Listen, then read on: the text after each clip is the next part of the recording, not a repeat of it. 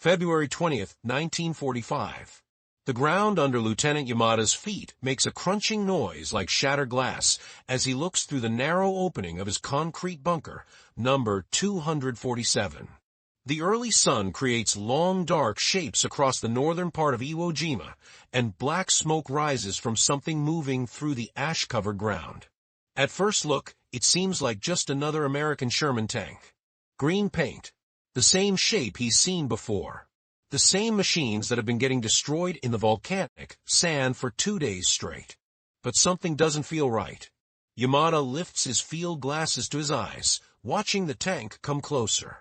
Tank number 431, moving slowly and carefully through the ash that's deep enough to swallow men up to their knees. Inside the concrete fortress he's spent the past year helping to build, the lieutenant feels a moment of confidence. This bunker can take direct hits from massive 16-inch naval guns. The walls are 4 feet thick and strengthened with steel bars taken from old construction sites. The machine gun openings give clear shots that overlap with nearby positions. Under his feet, tunnels connect to an underground network that stretches 11 miles long and goes 7 stories deep, an underground city built to make the Americans pay with blood for every yard they take. General Kurabayashi's plan is working perfectly. Let them come ashore. Let them gather on the beaches, then make them pay for every inch with deadly precision. 1 American dead for every yard they gain. 10 American deaths for every Japanese soldier lost. The math is simple and brutal. But as Tank 431 gets within 125 yards, Yamada sees something that makes his stomach twist. The gun turret is turning toward his position with machine-like accuracy. But where the normal 75mm main gun should be, there's something different, a changed barrel, a special nozzle. The sound reaches him first. Not the explosive crack of a tank cannon or the rapid fire of machine guns, but something completely new. A mechanical hissing sound like compressed air being released under huge pressure. Then comes the sight that will stay in his nightmares for the next 40 years. A flood of burning liquid shoots from the American tank, flying through the Pacific morning like liquid hellfire. The stream reaches impossibly far, 150 yards of napalm-thickened death, drawing a blazing line across the volcanic ground. It hits the concrete opening of the bunker next to his with deadly accuracy, splashing through the machine gun hole and flowing inside like melted lava, seeking the lowest spots. The screams last only a few seconds. Yamada's field telephone crackles with frightened reports from positions all across the area. Strange American tanks. Something new. They're burning us alive. His hands shake as he reaches for the phone, watching black smoke pour from defensive positions that were supposed to be impossible to destroy. Inside Tank 431, Staff Sergeant Robert Meza's voice cuts through the engine noise. Gunner, turn right 30 degrees. Next target, pillbox fire. How could they have known that 8 modified Sherman tanks created in secret by Navy Seabees working 20-hour days in Hawaiian warehouses were about to change the nature of war forever? How could anyone have been ready for weapons that turned Japan's greatest defensive advantage, their underground fortress, into a crematorium? 5 months earlier, the story started in a secret workshop at Schofield Barracks, Hawaii, where the sound of welding torches filled the tropical air 20 hours each day. Machinist Mate First Class A. Reich wipes sweat from his face, leaving a greasy streak across his forehead as he looks at the CB, H-1 flamethrower system taking shape inside the turret of Sherman tank number 431. The same tank that will soon terrify Lieutenant Yamada. We're not just making a weapon, Reich tells his partner, electricians Mate Second Class Joseph Kissel, as sparks fly around them. We're building something to save Marine lives. Every bunker this thing burns out is a bunker our guys don't have to die trying to take. The 2 Seabees have been living next to their welding equipment, sleeping in shifts, pushed forward by reports from Peleliu and Saipan, where Marines died by the thousands trying to attack fortified positions that artillery couldn't touch. The math is simple and heartbreaking. Portable flamethrower operators have a 70 casualty rate. Some units lose 92 of their flame operators. Boys with 70-pound fuel tanks on their backs walking toward concrete bunkers at distances where Japanese machine gunners can see their faces clearly. Colonel George F. unmapped walks between the 8 tanks taking shape in the warehouse. Each conversion needs 1,200 man-hours and 150 specially made parts. At 64 years old with 44 years of military service, he knows that wars are won by new ideas, not just bravery. His CB-H1 system combines the best parts from British, American, and captured German flamethrower designs into something never seen before. A weapon that can shoot napalm-thickened fuel 150 yards with the accuracy of a tank cannon. 300 pounds per square inch of pressure, Unmacked explains to a visiting Marine officer, triple the pressure of earlier designs. The fuel mixture burns at 1,500 degrees Fahrenheit. Most importantly, it can turn 270 degrees and move up and down from -10 to +35 degrees through the tank's existing fire control systems. But the real breakthrough is psychological. These tanks look exactly like regular Shermans until the moment they open fire. No special markings, no sign of their terrible purpose. To enemy watchers, they look ordinary until it's too late. Meanwhile, 8,000 miles away, General Tadamaki Kurabayashi stands in the command bunker beneath Hill 382, studying maps marked with exact defensive calculations.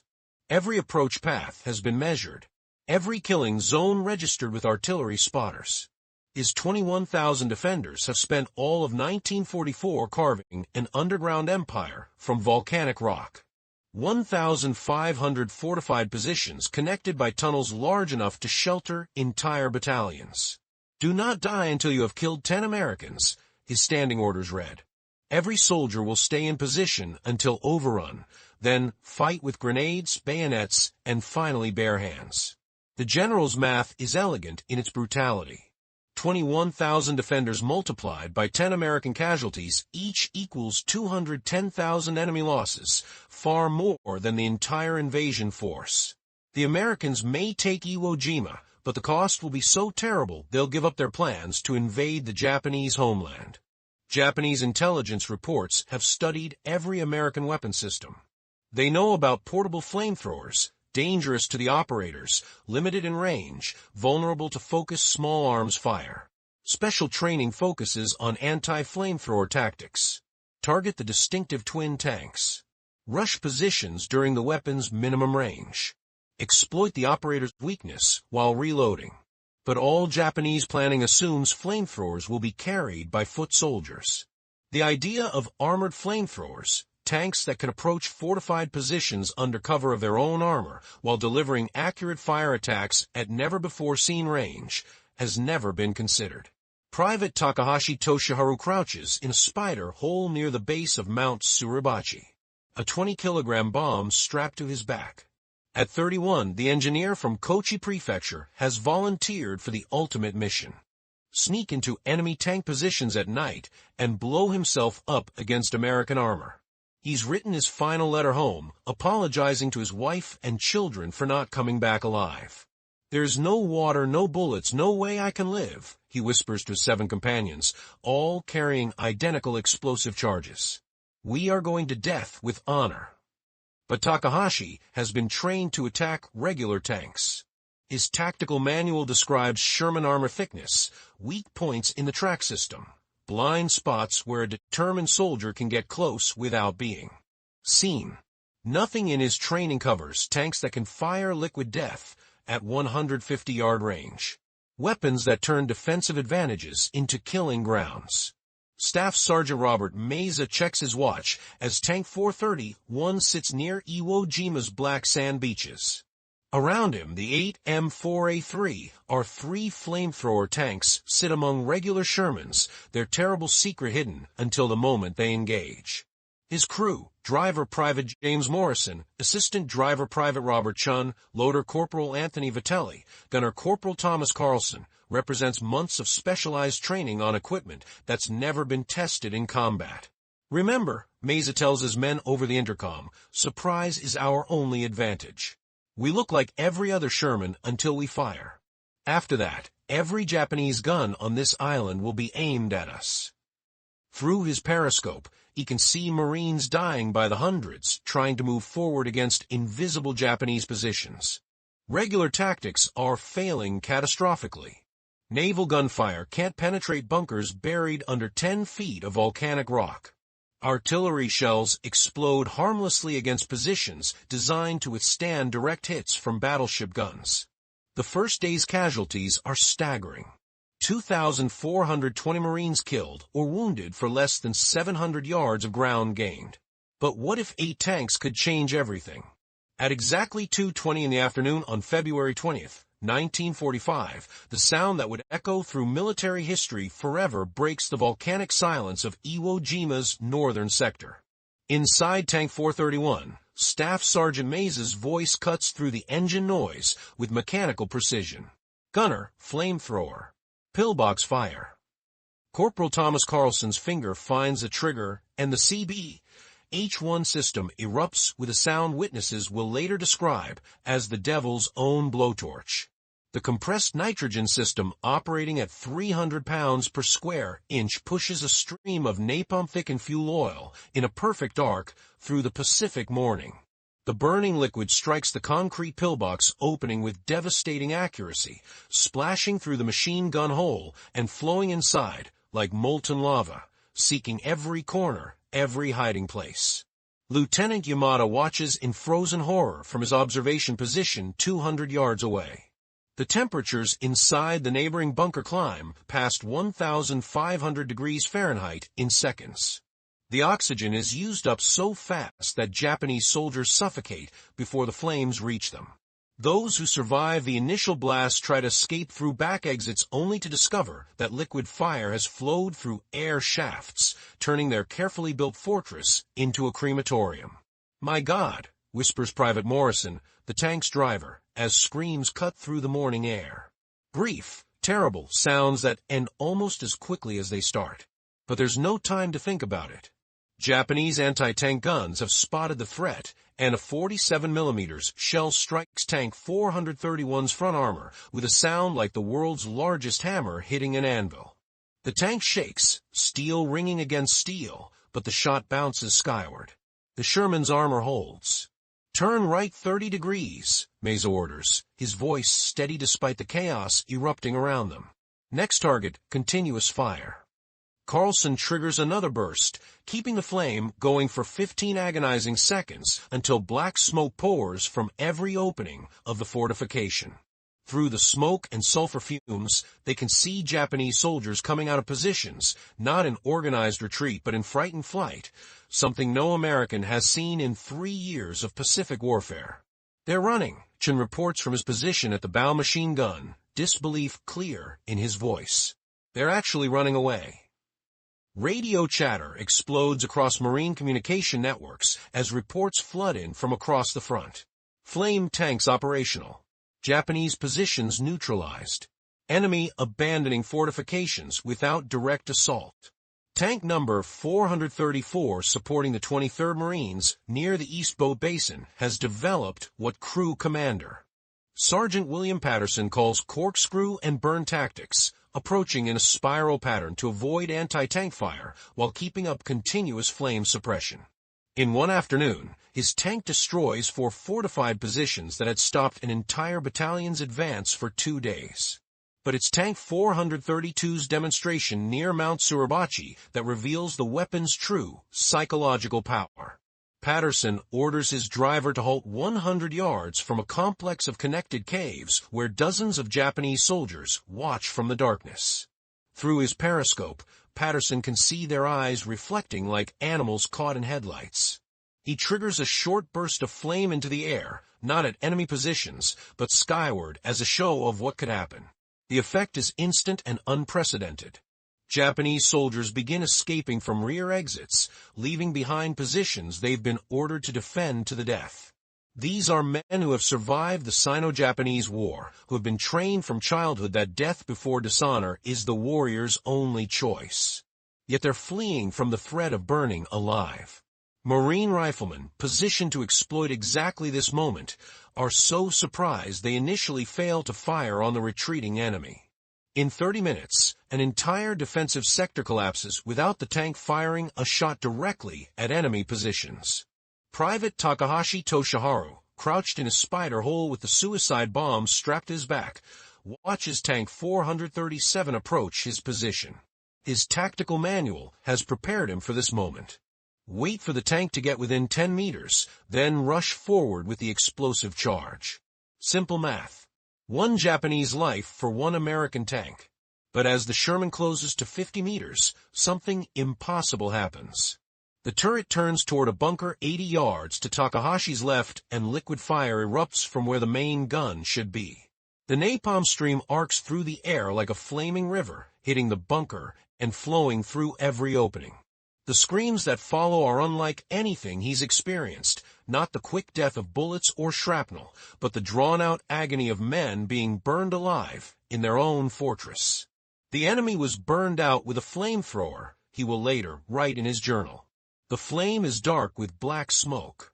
I cannot see even an inch ahead because the first tank was done. The enemy must have been angry. The second tank is headed for us and shoots with a cannon and dashing with a machine gun. Awesome. Tank 437 closes within 30 meters. Close enough that Takahashi can see the crew commander's periscope tracking back and forth, searching for targets. This is his moment. The distance is training manual specified for successful suicide attack. But as he prepares to rise from his hiding spot, the tank's turret swings 180 degrees and fires directly behind itself, burning up a squad of Japanese soldiers who were attempting their own suicide charge. The tactical revolution is complete. Unlike regular tanks that can only fire forward, the CB-H1's full turning capability allows it to engage targets in any direction. The weapon that was supposed to have limited fields of fire can now create a complete circle of death around itself.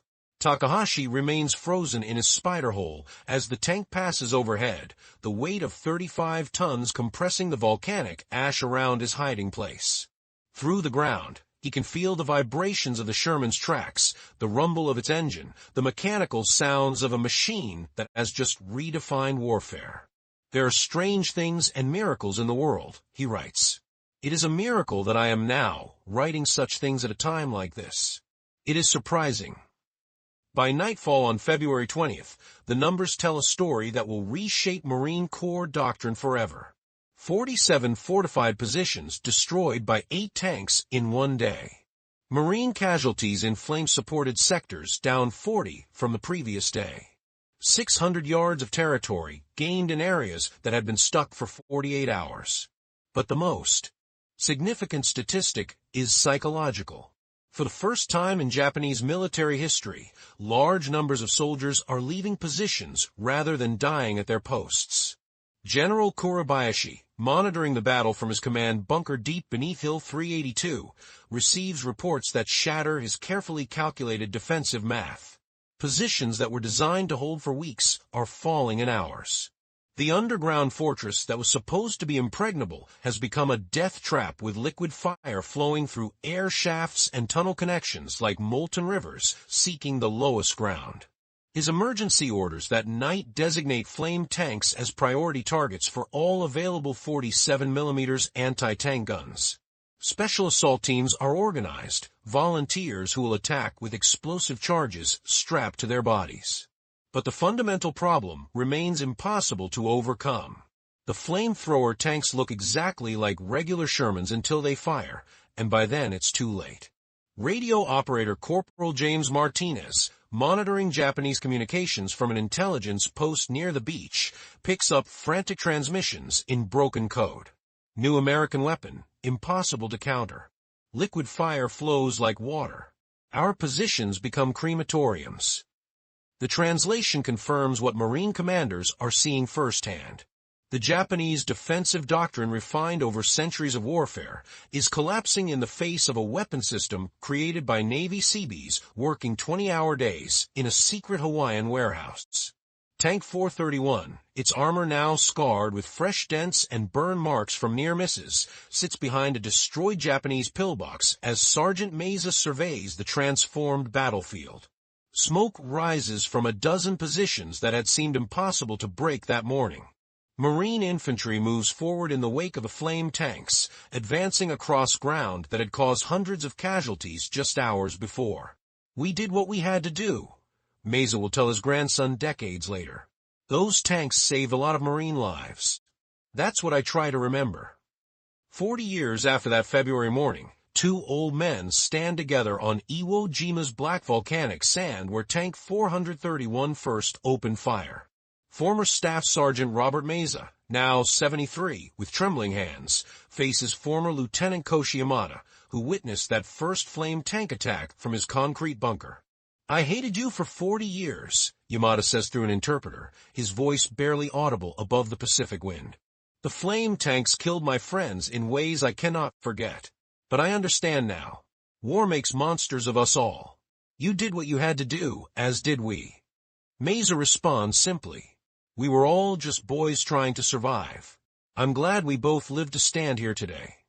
The two warriors embrace as Mount Suribachi rises behind them, the volcanic peak where Marines raised the flag on the same day Tank 431 pioneered a new form of warfare. Their reconciliation represents more than personal healing. It acknowledges the transformation that 8 modified Sherman tanks created in military history.